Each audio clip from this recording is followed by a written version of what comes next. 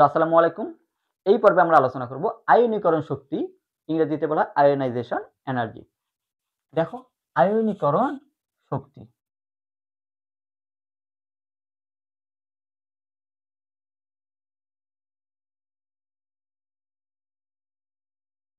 ভিডিওটা খুবই গুরুত্বপূর্ণ, অবশ্যই নোট খাতা কলম নিয়ে বসে পড়ো।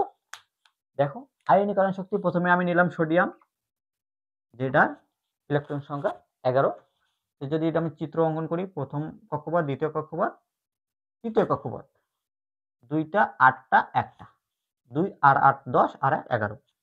এই যে লাস্ট কক্ষপথে একটা যে ইলেকট্রন আছে, এই একটা ইলেকট্রনকে যদি আমি বের করে দেই, বের করে দিতে এখানে একটা শক্তির প্রয়োজন, তাপ শক্তির প্রয়োজন। কিছু পরিমাণ তাপ দিতে হবে, তারপরে একটা ইলেকট্রন বের হয়ে যাবে। এই যে একটা ইলেকট্রন বের করে দিতে যে পরিমাণ শক্তি লাগে সেটাকে বলবো আমরা আয়নীকরণ শক্তি। দেখো, এখান থেকে একটা ইলেকট্রন বের করে দিতে যে শক্তি লাগে সেটা আয়নীকরণ শক্তি। এটাকে আমি একটু স্মার্ট ভাবে বুঝাই। সংজ্ঞাটা কিভাবে লিখবো? একটা ইলেকট্রন বের করতেছি, মাইনাস দিয়ে একটা ইলেকট্রন, ই মাইনাস, এটাই ইলেকট্রনের সংকেত। ই মাইনাস মানে এটা ইলেকট্রনের প্রতীক। এখান থেকে একটা ইলেকট্রন বের করে দিলে দেখতে কেমন হবে? 2টা 8টা, আগে ছিল 11টা, একটা ইলেকট্রন বের করে দিয়ে 10টা, 2 আর 8 10। সোডিয়াম একটা ইলেকট্রন ত্যাগ করলে এখানে আমরা লিখতে পারি সোডিয়াম একটা প্লাস। একটা ইলেকট্রন ত্যাগ করা মানে একটা প্লাস। এই যে একটা ইলেকট্রন বের করতে যে পরিমাণ শক্তি লাগে এটাকে বলি আমরা কি আয়োনাইজেশন এনার্জি, আয়নীকরণ শক্তি, আয়নীকরণ শক্তি।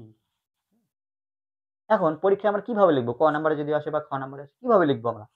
গ নম্বরে আমাদের প্রথম মানে অ্যান্সারটা শুরু করার আগে টাইটেলটা দিতে হয়, আয়নীকরণ শক্তির সংজ্ঞা। দেখো সংজ্ঞাটা কেমন হবে? এই যে ইলেকট্রন এই জায়গা থেকে বের হয়ে যাচ্ছে, এটা অবশ্যই গ্যাসীয় অবস্থা হতে হবে। গ্যাসীয় পদার্থের 3টি অবস্থা: কঠিন, তরল, বায়বীয় বা গ্যাসীয়। গ্যাসীয় অবস্থা থেকে, গ্যাসীয় অবস্থার কণাগুলো দূরে থাকে, তরল পদার্থের কাছাকাছি একটু, কঠিন পদার্থের আরো কাছাকাছি।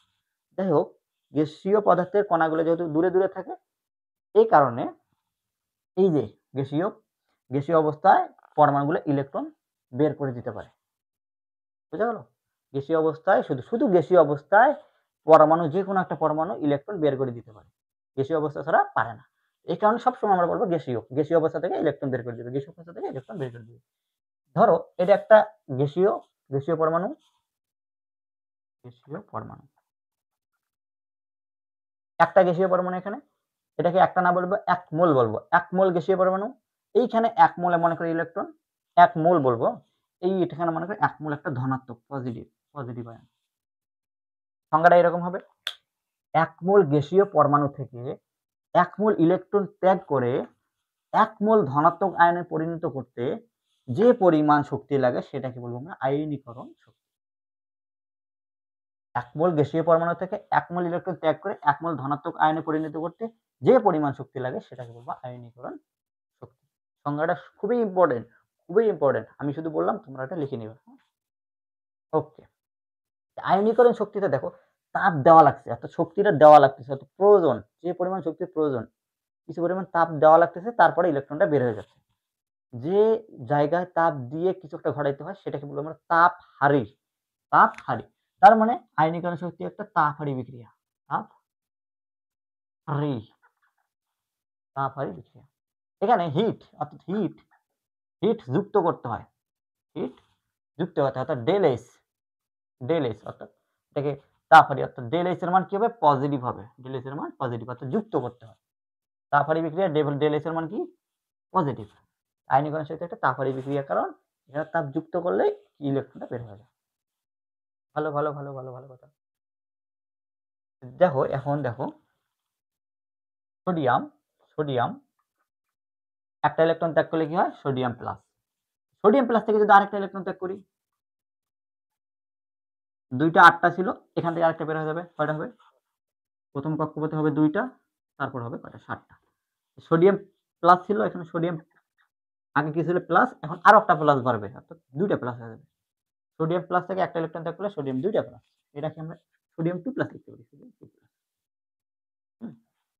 প্রথম অবস্থায় 1 মোলে একটা ইলেকট্রন বের করতেছি, এটাকে বলবো আমরা প্রথম, অর্থাৎ ফার্স্ট আয়নীকরণ শক্তি ঘটছে, এটাকে বলবো প্রথম আয়নীকরণ শক্তি। প্রথম আয়নীকরণ শক্তি, এটাকে বলবো আমরা দ্বিতীয় আয়নীকরণ শক্তি। আয়নীকরণ শক্তি। প্রথম আয়নীকরণ শক্তিতে কি করছে? সোডিয়াম থেকে সোডিয়াম প্লাস। দ্বিতীয় আয়নীকরণ শক্তিতে কি করছে? সোডিয়াম প্লাস থেকে সোডিয়াম 2 প্লাস। এখন তোমাদের প্রশ্ন আসতে পারে যে প্রথম আয়নীকরণ শক্তি এবং দ্বিতীয় আয়নীকরণ শক্তির মধ্যে কোন জায়গায় শক্তিটা বেশি লাগছে? কোন জায়গায় শক্তিটা বেশি লাগছে? দেখো খুবই সহজ। এইখানে দেখো এটা একটা 2 অর্থাৎ অষ্টক পূর্ণ হয়ে গেছে। লাস্ট কক্ষপথে 8টা ইলেকট্রন থাকলে সেটাকে বলি আমরা অষ্টক পূর্ণ অর্থাৎ অক্টেট। অষ্টক পূর্ণ। যেহেতু এখানে অষ্টক পূর্ণ অর্থাৎ নিষ্ক্রিয় আছে, অষ্টক পূর্ণ হলে নিষ্ক্রিয় বা স্থিতিশীল বলি। যেহেতু স্থিতিশীল অবস্থা, এখান থেকে ইলেকট্রনটা বের করতে অনেক শক্তির প্রয়োজন, অনেক শক্তি লাগবে। ওখান থেকে সহজে ইলেকট্রনটা বের করে আনা যাবে না, কারণ ওরা বের হতে চায় না, স্থিতি থাকতে চায়। এখান থেকে ইলেকট্রন বের করতে হিউজ এনার্জি লাগবে, হিউজ এনার্জি। অর্থাৎ দ্বিতীয় আয়নীকরণ শক্তিতে হিউজ এনার্জি লাগবে, আর এখানে তুলনামূলকভাবে একটু অল্প শক্তি লাগবে। তুলনা না, অনেক কমই শক্তি লাগবে, এখানে শক্তিটা কম। সোডিয়াম 2 প্লাস তৈরি করতে আয়নীকরণ শক্তি অর্থাৎ শক্তির প্রয়োজন অনেক বেশি, তার তুলনায় সোডিয়াম প্লাসের তুলনায়। ওকে, সোডিয়াম প্লাসের তুলনায় সোডিয়াম 2 প্লাসের আয়নীকরণ শক্তিটা বেশি। বরাবরই আস্তে একটা সহজ একটা টেকনিক, সহজ ট্রিক্স। প্রথম দিকে একটা ইলেকট্রন বের করতে কম শক্তি লাগে, আস্তে আস্তে বেশি শক্তি লাগে, বেশি শক্তি লাগে, বেশি শক্তি লাগে। ওকে, এবার নেক্সট উদাহরণ দেখলে তোমরা বুঝতে পারবা। এবার মনে করো ম্যাগনেসিয়াম শুরু করে দাও। ম্যাগনেসিয়ামের ইলেকট্রন সংখ্যা 12। এর প্রথম আয়নীকরণ শক্তি নির্ণয় করো, দ্বিতীয় আয়নীকরণ শক্তি নির্ণয় করো, তৃতীয় নির্ণয় করো, চতুর্থ নির্ণয় করো, পঞ্চম নির্ণয় করো, ষষ্ঠ নির্ণয় করতে থাকো। ওকে, দেখো ম্যাগনেসিয়াম 12, 2 8 2, 2 আর 10 আর 2 12। এখানে একটা করে ইলেকট্রন বের করতে হবে, কিন্তু এই যে দুটো আছে মানে যে দুটো বের করতে পারবো না। আয়নীকরণ শক্তির সংজ্ঞাটা হচ্ছে 1 মোল ইলেকট্রন করে বের করতে হবে। একটা করে বের করবো, একটা বের করলে কি হবে? 2টা 8টা 1টা, 2টা ছিল লাস্ট কক্ষপথে, এখন একটা হবে। ম্যাগনেসিয়াম থেকে একটা ইলেকট্রন থাকলে ম্যাগনেসিয়াম একটা প্লাস, এটাকে বলবো আমরা প্রথম আয়নীকরণ শক্তি।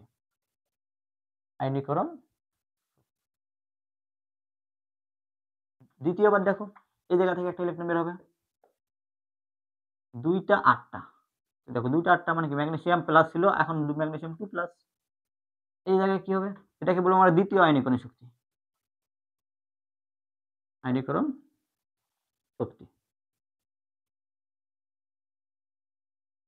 এবার দেখো তৃতীয় আয়নীকরণ শক্তি কেমন হবে? দেখো নিষ্ক্রিয় অবস্থা থেকে একটা ইলেকট্রন বের করে দিলে প্রথমে হবে 2টা, তারপর হবে 7টা। এটাকে বলবো আমরা তৃতীয় আয়নীকরণ শক্তি। তৃতীয়টা কি? Magnesium 3 plus. 2 প্লাস থেকে একটা ইলেকট্রন থাকলে ম্যাগনেসিয়াম 3 প্লাস। ওকে, এখানে কোনটা শক্তি বেশি প্রয়োজন? এই যে এটা, এখানে হিউজ এনার্জি লাগবে, হিউজ এনার্জি, অনেক তাপ শক্তি লাগবে। তার মানে ম্যাগনেসিয়াম 3 প্লাসের আয়নীকরণ শক্তি বেশি, ম্যাগনেসিয়াম 2 প্লাসের তুলনামূলকভাবে একটু কম, ম্যাগনেসিয়াম প্লাসের আরো কম। আয়নীকরণ শক্তির ক্রমটা কেমন হবে? Magnesium 3 plus, magnesium 2 plus, magnesium plus. Okay, এই জায়গায় দেখো নিষ্ক্রিয় অবস্থা থেকে ইলেকট্রন বের করা খুবই শক্তির প্রয়োজন, অনেক শক্তির প্রয়োজন, যেটা পরমাণুগুলো নিজে থেকে যোগান দিতে পারে না। এই কারণে ম্যাগনেসিয়াম 3 প্লাস কখনো তৈরিও হয় না, অতগুলো শক্তির যোগান দিতে পারে না। এই কারণে কি ম্যাগনেসিয়াম 3 প্লাস সম্ভব নয়। ওকে, সম্ভব নয় কেন? ব্যাখ্যা করো। এর অল্প আগে আমরা পড়ে আসলাম সোডিয়াম 2 প্লাস, ওখানে হিউজ এনার্জি লাগতো। সোডিয়াম 2 প্লাসও সম্ভব নয়। কেন? ওই যে ব্যাখ্যা দিবা। সোডিয়াম 2 প্লাসের ক্ষেত্রে দ্বিতীয় আয়নীকরণ শক্তি যায়, দ্বিতীয় আয়নীকরণ শক্তি মানে নিষ্ক্রিয় অবস্থা থেকে ইলেকট্রন বের করতে হয়, যেখানে হিউজ এনার্জি লাগে, মানে প্রচুর শক্তি লাগে। এখানে সোডিয়াম 2 প্লাস সম্ভব নয়, এখানেও 3 প্লাস সম্ভব নয়, কারণ ব্যাখ্যা দিবা। একইভাবে অ্যালুমিনিয়াম 4 প্লাস সম্ভব নয়, কেন? একইভাবে ব্যাখ্যা করবা। ম্যাগনেসিয়াম 4 প্লাসে এখানে চতুর্থ আয়নীকরণ শক্তি পর্যন্ত যাবে। ওকে, যেখানে হিউজ এনার্জি প্রয়োজন, এখানে অ্যালুমিনিয়াম 4+ সম্ভব নয়। অ্যালুমিনিয়াম 4+ সম্ভব নয়। আচ্ছা এটা করো, অ্যালুমিনিয়াম 4+ সম্ভব নয় এখানে। অ্যালুমিনিয়াম কিন্তু 30 করো। এবার আমাদের দেখতে হবে পর্যায়বৃত্ত ধর্ম, অর্থাৎ একটা গ্রুপের উপর থেকে নিচে গেলে আয়নীকরণ শক্তি বাড়ে নাকি কমে, আবার একই পর্যায়ের বাম থেকে ডানে গেলে বাড়ে নাকি কমে, এটা আমাদের দেখতে হবে। মূলত প্রশ্ন এখান থেকে আসবে। আজকের মেইন পড়া শুরু হতে যাচ্ছে, এখনই শুরু হতে যাচ্ছে। চলো শুরু করি আজকের মেইন পড়া। সাথে আছে আমি মোহাম্মদ মেহেদী হাসান রূপন। তোমাদের রসায়নের যে কোনো সমস্যা এই চ্যানেলটি সাবস্ক্রাইব করে রাখতে পারো। দেখো প্রথমে আমরা দেখব গ্রুপ ভিত্তিক সম্পর্ক।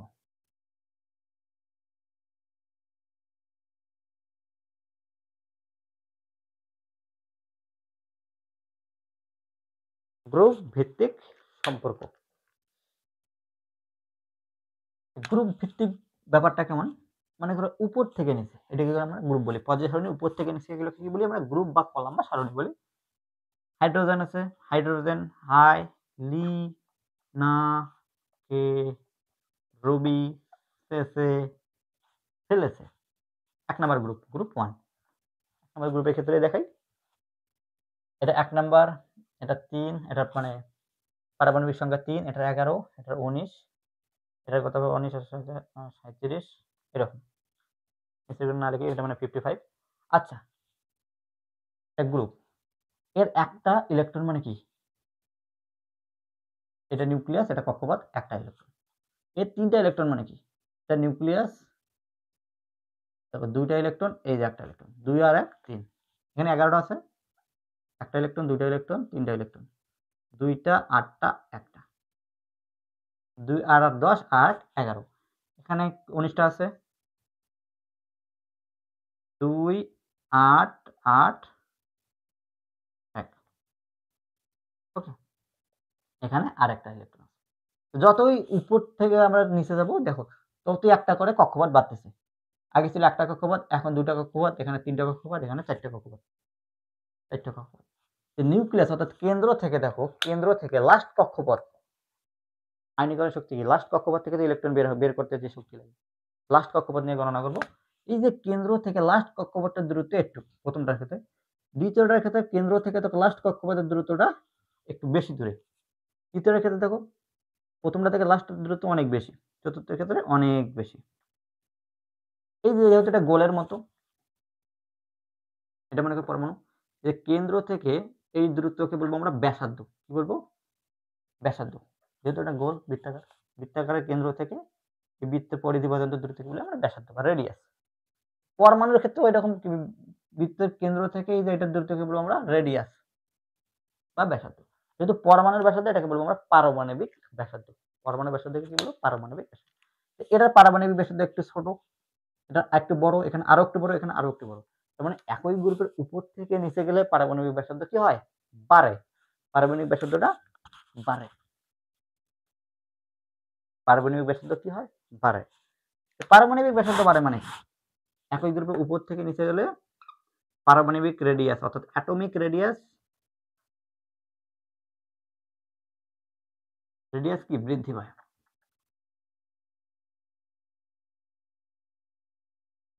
বৃদ্ধি পায়, দেখো বড় হচ্ছে, আস্তে আস্তে আস্তে বড় হচ্ছে। এখন এগুলোর মাঝখানে কিন্তু নিউক্লিয়াস আছে, কি আছে, নিউক্লিয়াস, নিউক্লিয়াস, নিউক্লিয়াস। নিউক্লিয়াসে কি থাকে, প্রোটন থাকে, পজিটিভ চার্জযুক্ত প্রোটন, পজিটিভ চার্জযুক্ত প্রোটন। তো এখানে প্রোটন আছে, প্রোটন মানে কি পজিটিভ, এই যে পজিটিভ, কয়টা আছে, ইলেকট্রন যতটা আছে ঠিক ততটা প্রোটন আছে, ইলেকট্রন সংখ্যা প্রোটন সংখ্যা সমান। এখানে দেখো কয়টা আছে, 19টা, 19টা ইলেকট্রন আছে মানে কি 19টা পজিটিভ আছে, 19টা প্লাস আছে। এখানে আছে 11টা, এখানে 11টা প্লাস আছে মাঝখানে, এখানে আছে 3টা মানে মাঝখানে 3টা প্লাস, এখানে একটা ইলেকট্রন একটা প্লাস। এই যে পজিটিভ আর বাইরের কক্ষপথে ইলেকট্রন, ইলেকট্রন কিন্তু নেগেটিভ। পজিটিভ আর নেগেটিভের মধ্যে একটা কি আকর্ষণ আছে, আকর্ষণ আছে। পজিটিভ নেগেটিভের একটা কি আছে, আকর্ষণ আছে।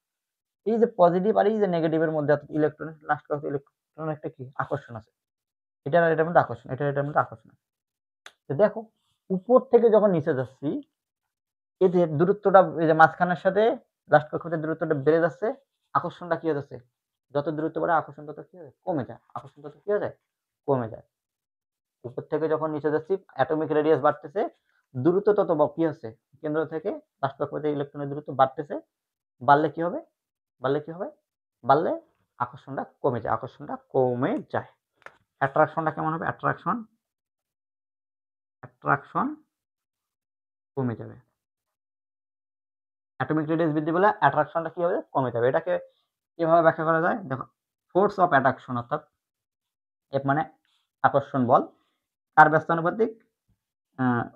রেডিয়াসের ব্যস্তানুপাতিক। রেডিয়াসের ব্যস্তানুপাতিক। এটা একটা কুলম্বের সূত্র। মানে ব্যাসার্ধ বাড়লে আকর্ষণ কমে যায়। ব্যস্তানুপাতিক সম্পর্ক। ব্যাসার্ধ কমলে আকর্ষণটা বাড়ে। আর ব্যাসার্ধ বাড়লে আকর্ষণটা কমে। তো দেখো ব্যাসার্ধ বাড়ছে, আকর্ষণ কি হয়ে গেছে? কমে গেছে। যদি ব্যাসার্ধ কম, আকর্ষণটা কেমন? বেশি। ওকে। এখানে এবার লাস্ট টপিক, এইখানে আকর্ষণটা কেমন হবে? যেহেতু ব্যাসার্ধটা কম, আকর্ষণটা কি? বেশি। আকর্ষণ বেশি হলে মানে কি? এরা একে অপরকে জাপটে ধরে আছে। ইলেকট্রনটাকে কি অনেক টেনে ধরে আছে। তখন থেকে ওই ইলেকট্রনটাকে টেনে বের করতে কেমন শক্তি লাগবে? অনেক শক্তি লাগবে। তার মানে এখান থেকে ইলেকট্রনটা বের করতে অনেক শক্তি লাগবে। এইখানে দেখো যে ব্যাসার্ধটা বেশি, আকর্ষণটা কম। এখান থেকে ইলেকট্রনটা বের করতে অল্প শক্তিতেই টুস করে বের করতে পারবো। তার মানে এখানে শক্তিটা কম লাগবে। শক্তি কম লাগবে মানে কি? আয়নীকরণ শক্তি কম। একই গ্রুপের উপর থেকে নিচে গেলে আয়নীকরণ শক্তি কি হয়? কমে যায়। আয়নীকরণ শক্তি কমে যায়।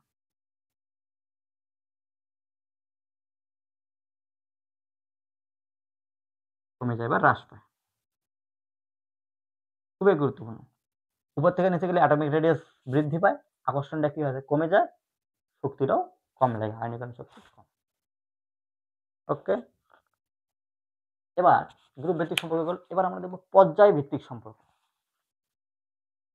পর্যায় ভিত্তিক সম্পর্ক।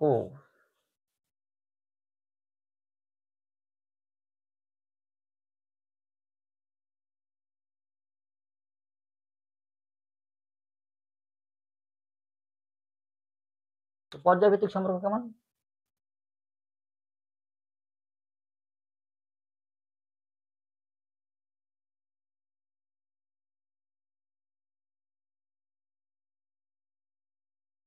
পর্যায় ভিত্তিক সম্পর্ক হচ্ছে এই যে বাম পাশ থেকে ডান পাশ, এটা মনে করো লেফট, এটা মনে করো রাইট।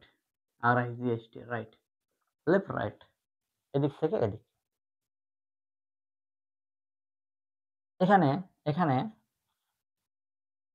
মনে করো লিথিয়াম আছে, লিথিয়াম, তারপর কি hydrogen, helium, lithium, beryllium, boron, carbon, nitrogen, oxygen, fluorine, neon. এখানে ইলেকট্রন কয়টা? 3টা, 4টা, 5টা, 6টা, 7টা, 8টা, 9টা, 10টা। এখানে বলো, এখানে 3টা যেহেতু ইলেকট্রন, তার মানে কি এখানে কেন্দ্র আছে, ইলেকট্রন কয়টা আছে? 3টা। 1টা, 2টা, 3টা। এটার ক্ষেত্রে কি হবে? 4টা ইলেকট্রন আছে, 1টা, 2টা, 3টা, 4টা। ফাঁকা ফাঁকা লিখি 3টা, 3টা, 4টা। এটার ক্ষেত্রে 1টা, 2টা, 3টা, 4টা, 5টা। এটার ক্ষেত্রে 1টা, 2টা, 3টা, 4টা, 5টা, 6টা। এরকম। এটার ক্ষেত্রে পারবো। এটা একটু করি। 1, 2, 3, 4, 5, 6, 7, 8, 9, 10। দেখো এই কিন্তু লিখে নিই। এটার ক্ষেত্রে দেখো ইলেকট্রন কয়টা আছে? 3টা। ইলেকট্রন মানে কি? Negative charge. এখানে নেগেটিভ চার্জ কয়টা আছে? 3টা। তো পজিটিভ কয়টা হবে মাঝখানে? 3টা। এখানে পজিটিভ কয়টা হবে? 4টা, মানে 4টা। 4টা নেগেটিভ আছে, 4টা ইলেকট্রন আছে, মানে 4টা পজিটিভ মাঝখানে। এখানে 5টা আছে পজিটিভ, এখানে 6টা। এখানে কয়টা? এরকম 7টা আছে, 8টা আছে, 9টা আছে। লিখে নিই, ওগুলো লিখে নিই। এখন দেখো বাম পাশ থেকে ডান পাশে যাচ্ছি, পারমাণবিক ব্যাসার্ধ অর্থাৎ ব্যাসার্ধটা কি বাড়তেছে নাকি কমতেছে? দেখো তো, এই যে কেন্দ্র থেকে এটা ব্যাসার্ধ এখানে, কেন্দ্র থেকে এটা ব্যাসার্ধ এখানে, কেন্দ্র থেকে এটা ব্যাসার্ধ এখানে। এখানে দেখো 2টা কক্ষপথ, এখানেও 2টা কক্ষপথ, এখানেও 2টা কক্ষপথ। পারমাণবিক ব্যাসার্ধ কিন্তু বাড়তে হচ্ছে না, কমতে হচ্ছে না, মানে বড় হচ্ছে না, ছোট হচ্ছে না, সমান সমানে যাচ্ছে। এখানে 2টা, ওখানে 2টা, লাস্ট পর্যন্ত কিন্তু 2টাই থাকতেছে। আগে তো আমরা দেখলাম পারমাণবিক ব্যাসার্ধ যদি বাড়ে আকর্ষণ কম হয়, আয়নীকরণ শক্তি কম লাগে। এখানে কি হবে? এখানে কি হবে? এখন দেখো এখানে মূল বিষয়টা হচ্ছে এই যে মাঝখানের ব্যাপারটা। মাঝখানে পারমাণবিক সংখ্যা মানে প্রোটন সংখ্যা, মাঝখানে প্রোটন সংখ্যা। ৩ টা আছে প্লাস, ৪ টা প্লাস, ৫ টা প্লাস, ৬ টা প্লাস, ৭ টা, ৮ টা, ৯ টা, ১০ টা। যত বাম থেকে ডানে যাচ্ছি মাঝখানের পজিটিভ সংখ্যাটা কি হচ্ছে? বাড়তেছে। পজিটিভ সংখ্যাটা বাড়তেছে। এখন দেখো এখানে দেখো ৩ টা প্লাসই লাস্ট কক্ষপথে ইলেকট্রনটাকে টানতেছে। লাস্ট কক্ষপথে ইলেকট্রনটাকে। ৪ টা প্লাস লাস্ট কক্ষপথে ইলেকট্রনটাকে টানতেছে। এখানে এই যে ৫ টা প্লাস মিলে একটাকে টানতেছে। এখানে ৬ টা প্লাস মিলে একটাকে টানতেছে। আর এখানে ১০ টা মিলে একটাকে টানতেছে। কার টানটা বেশি হবে? দেখো এই দুটোর মধ্যে তুলনা করি। এখানে ৬ টা মিলে একটাকে টানতেছে। এই লাস্ট কক্ষপথে ইলেকট্রনটাকে ৬ জন মিলে টানতেছে। এখানে কি ৫ জন মিলে টানতেছে। কার টানটা বেশি হবে? ৬ জন মিলে টানটা বেশি হবে। ৬ জন মিলে টানটা বেশি হওয়া মানে কি? এরকম টানি কাছে নিয়ে আসবে। কাছে নিয়ে আসা মানে কি? কাছে নিয়ে আসা মানে কি? ছোট হয়ে যাওয়া। কাছে নিয়ে আসা মানে কি? ছোট হয়ে যাওয়া। তার মানে আগে এরকম ছিল, এটা একটু ছোট হয়ে এইরকম একটু ছোট হয়ে যাবে। এরকম ছোট হয়ে বুঝা গেল? তার মানে বাম পাশ থেকে যত ডান পাশে যাচ্ছি, এই পজিটিভের টানের কারণে পরমাণুগুলো কি ছোট হয়ে যাচ্ছে। আগে দেখো এইরকম বড় ছিল, তারপরে এরকম একটু ছোট হবে, এরকম একটু ছোট হবে, তারপরে এরকম একটু ছোট হবে, তারপরে এরকম ছোট হবে। তার মানে বাম পাশ থেকে ডান পাশে গেলে পারমাণবিক ব্যাসার্ধ কি হয়? পারমাণবিক ব্যাসার্ধ বা অ্যাটমিক রেডিয়াস কমে। কেন কমে? কেন কমে? কেন কমে? ওই যে পজিটিভ সংখ্যার টানের কারণে পজিটিভ সংখ্যাটা বেশি হচ্ছে আস্তে, আস্তে। পারমাণবিক ব্যাসার্ধ যদি কম হয়, এখানে আকর্ষণটা কেমন হবে? এগুলোর তুলনায় আকর্ষণটা পারমাণবিক ব্যাসার্ধ কম মানে আকর্ষণটা খুব বেশি। ইলেকট্রনটা টেনে বের করার শক্তিটা অনেক লাগবে। তার মানে আকর্ষণটা কেমন হবে? ফোর্স অফ অ্যাট্রাকশন আকর্ষণটা বেশি। আকর্ষণ যদি বেশি হয়, আয়নীকরণ শক্তিটা কেমন হবে? আয়নীকরণ শক্তিটা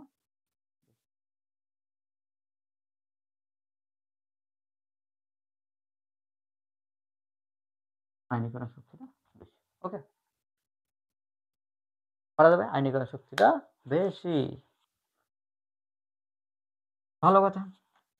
তোমাদের বোর্ড পরীক্ষায় এতটুকু পর্যন্ত জানলেই হবে যে উপর থেকে নিচে গেলে গ্রুপ ভিত্তিক পারমাণবিক উপর থেকে নিচে গেলে আয়নীকরণ শক্তি কি হয়?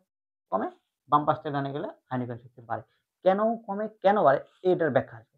কিন্তু আরো একটা এক্সেপশনাল তোমাদের যদি টেস্ট পরীক্ষা বলো, আরো যদি কঠিনভাবে প্রশ্ন আসে, কিছু ব্যতিক্রম আছে। একটু ব্যতিক্রমগুলো দেখাই দেই। দেখো এটার ব্যতিক্রম আছে। গ্রুপ এতে কোনো ব্যতিক্রম নেই, এটার ব্যতিক্রম আছে। দেখো এখানে ব্যতিক্রম আছে ২ টা জায়গায়, একটা এই জায়গায়, এই জায়গায়। কেন ব্যতিক্রম? দেখো কেন ব্যতিক্রম? ইলেকট্রন বিন্যাসের ক্ষেত্রে একটু ব্যতিক্রম হবে। একটু দেখাই। স্বাভাবিকভাবে এদিকে যেহেতু আয়নীকরণ শক্তি বাড়ে, এটা আয়নীকরণ শক্তিটা বেশি।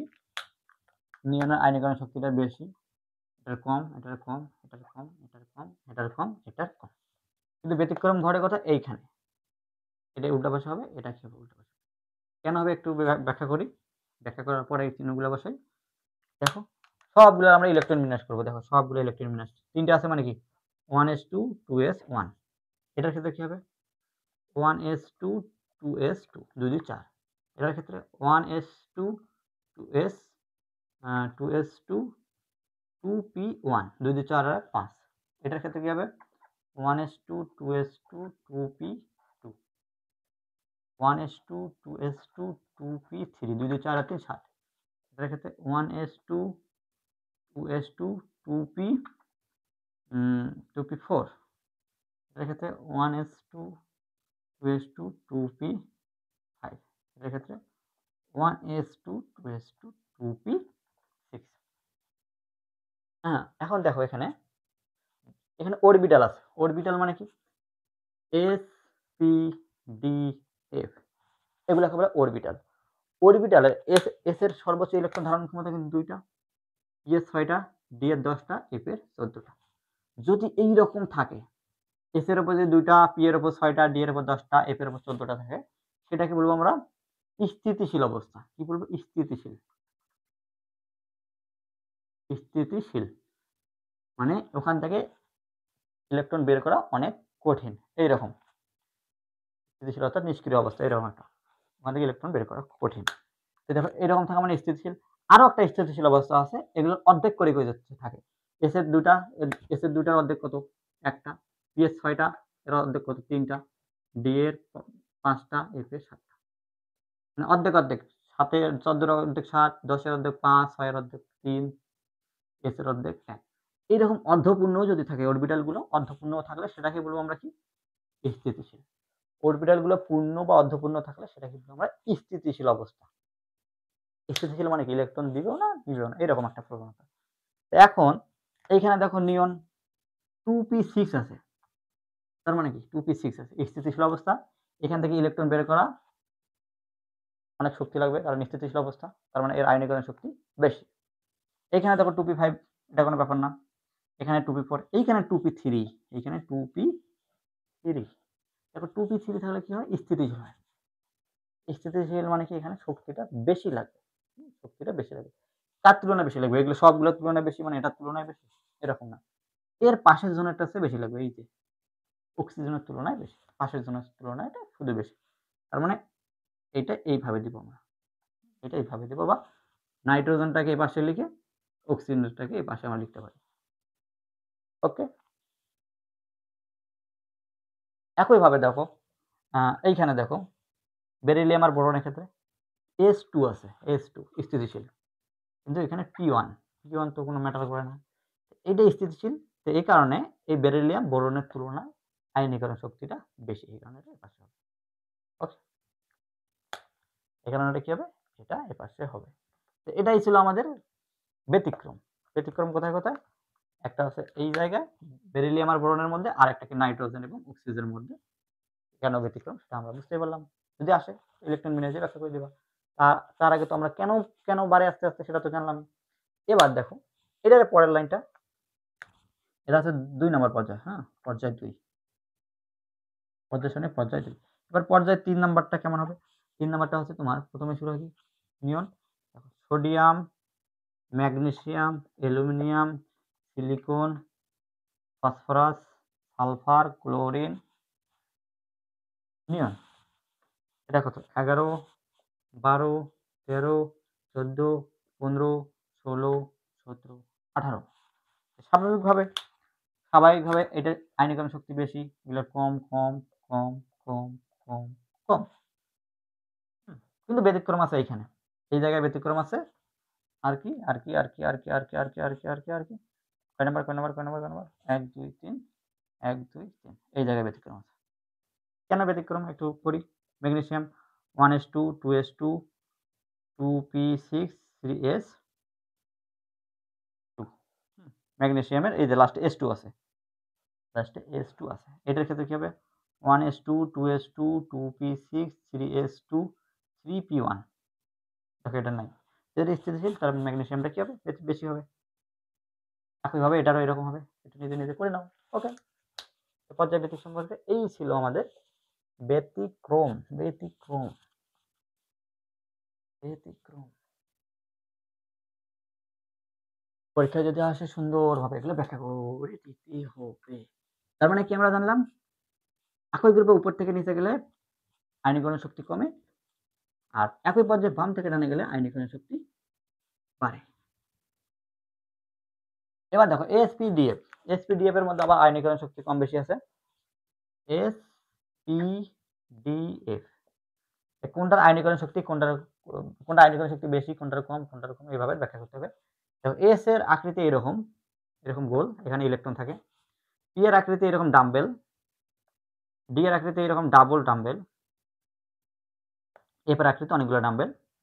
যাই হোক, দেখো এখানে ইলেকট্রন আছে, মনে করো এখানে ইলেকট্রন আছে, এখানে এই মাথা একটা ইলেকট্রন, এই মাথা একটা ইলেকট্রন।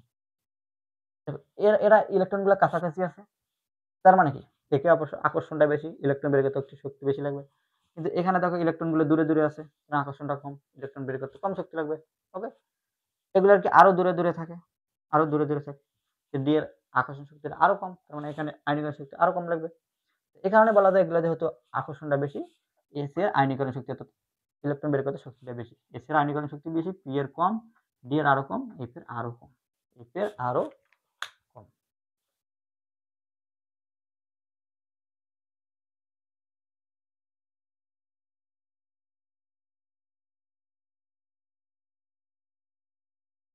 এবার এবার দেখো লাস্ট ফিনিশিং দেই। দেখো ১ নাম্বার পর্যায়ে প্রথমে হাইড্রোজেন, তারপর হিলিয়াম, হাইড্রোজেন, হিলিয়াম একদম সব পর্যায়ের সামনে একদম উপরে। বাম পাশ থেকে ডান পাশে যাচ্ছি, এর আয়নীকরণ শক্তি কম, এর আয়নীকরণ শক্তি বেশি। পুরো পর্যায় সারণী এইটাই একমাত্র মৌল যার আয়নীকরণ সবথেকে বেশি। আয়নীকরণ শক্তি সবচেয়ে বেশি কার? হিলিয়ামের। কারণ কি? একদম উপরের একদম ডান পাশে আছে আয়নীকরণ শক্তি বেশি। একদম এটার আয়নীকরণ শক্তি কার কম হবে? Hydrogen, lithium, sodium, potassium, rubidium, caesium, francium. ফ্রান্সিয়ামটা একটা ব্যতিক্রমধর্মী, এটা বাদ। এই সিজিয়ামের দেখো একই গ্রুপের উপর থেকে নিচে গেলে আয়নীকরণ শক্তি যেহেতু কমে, তাহলে এই সিজিয়ামের আয়নীকরণ শক্তি সবচেয়ে কম। এমসিকিউ এর জন্য খুবই ইম্পর্টেন্ট।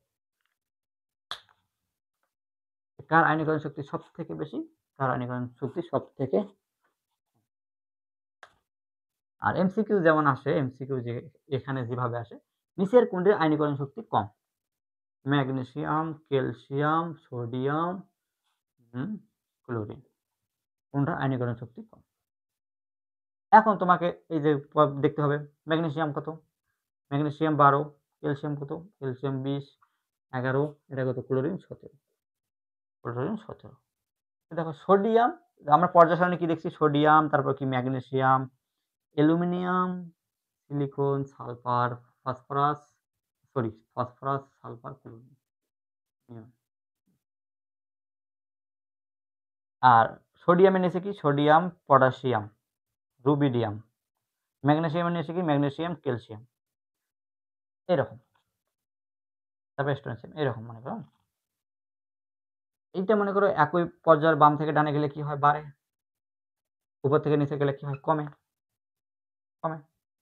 এখন বলো দেখি সোডিয়ামের বেশি হবে না ক্যালসিয়ামের বেশি হবে? না, তার আগে এটা বলো, সোডিয়ামের বেশি হবে না পটাশিয়ামের বেশি হবে?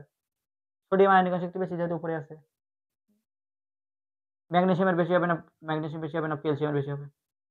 ম্যাগনেসিয়ামের বেশি হবে, কারণ ক্যালসিয়ামটা নিচে গেলে কি কমে।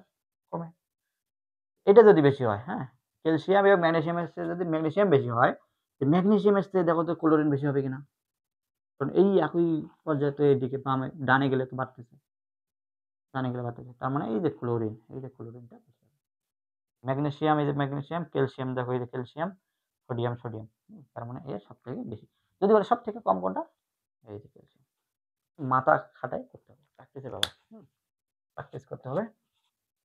এবার আমাদের দেখতে হবে ধাতব ধর্ম।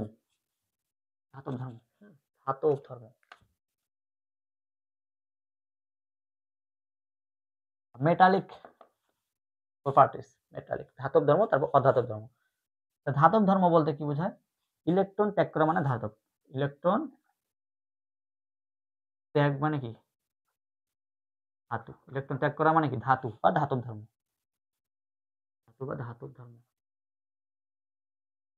আর ইলেকট্রন গ্রহণটা কি? অধাতু। যাই হোক, ইলেকট্রন ত্যাগ করা কি? ধাতব ধর্ম।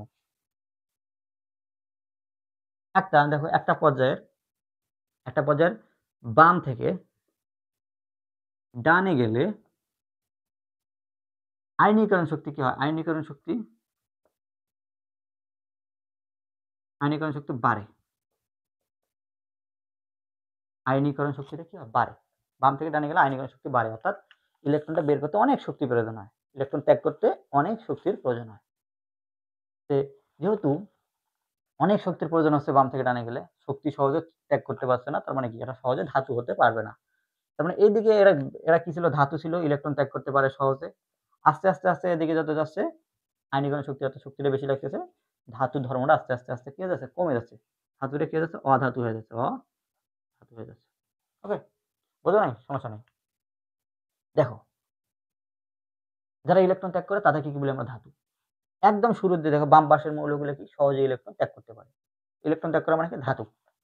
যত আমরা এই ডান দিকে যাচ্ছি, শক্তিটা তত ইলেকট্রন বের করার শক্তিটা তত বেশি লাগতেছে। ইলেকট্রন সহজে ত্যাগ করতে পারতেছে না, তার মানে কি? এরা অধাতু। বাম থেকে ডানে গেলে এরা কি হয়? অধাতু হয়ে যায়। কারণ কি? আয়নীকরণ শক্তি বাড়তেছে, এরা অধাতু। এবার উপর থেকে নিচে দেখো উপর থেকে নিচে গেলে আয়নীকরণ শক্তি কি হয়? আয়নীকরণ শক্তি কি হয়? কমে। কমে। উপরে আয়নীকরণ শক্তি বেশি, আস্তে, আস্তে কমতেছে। আয়নীকরণ শক্তি কম মানে কি? অল্প শক্তিতেই বের হয়ে যাচ্ছে। অল্প শক্তিতে কি হয়ে যাচ্ছে? বের হয়ে যাচ্ছে। তার মানে উপর থেকে নিচে গেলে ইলেকট্রনটা সহজে কি হয়ে যাচ্ছে? ত্যাগ করা যাচ্ছে। কারণ উপর থেকে নিচে গেলে ধাতু হচ্ছে মানে ইলেকট্রনটা বের হয়ে যাচ্ছে মানে ধাতু। সহজে বের হয়ে যাচ্ছে মানে ধাতু। আর উপরটা কি? অধাতু। মানে অধাতু মানে ধাতুর মধ্যে কম পাওয়ার। হ্যাঁ? তার মানে আয়নীকরণ শক্তি আয়নাইজেশন এনার্জি যদি বেশি হয়, অর্থাৎ আয়নীকরণ শক্তি যদি বেশি হয় একটু লিখে দেই। লিখে নাও। আয়নীকরণ